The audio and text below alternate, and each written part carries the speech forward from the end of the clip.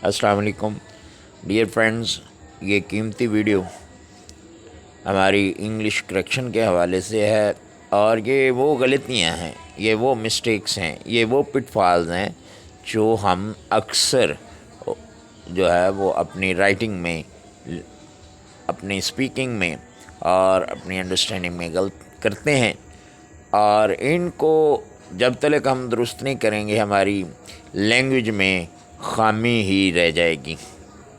तो देखें, चूँकि हमें पता है कि गोइंग टू का मतलब है किसी काम का होने वाला, यानी इसका माना ये होता है कि कोई काम जो है वो अभी होने वाला है।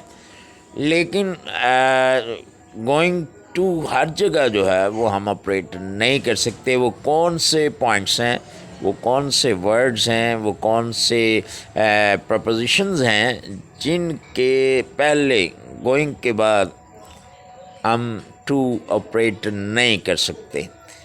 तो ये चार्ट आपको ये हेल्प करेगा इंशाअल्लाह। ये पहला पॉइंट है, I am going outside, I am going inside, I am going here, I am going there, I am going home, I am going abroad, I am going upstairs, I am going nowhere, I am going downstairs। ये video इंशाअल्लाह अज़ीज़ आपके लिए helpful होगी।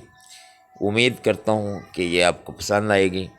अगर पसंद आए तो इसे लाइक कीजिएगा, सब्सक्राइब कीजिएगा और अपने फ्रेंड्स में शेयर कीजिएगा। अगली वीडियो तक के लिए अल्लाह हाफिज़।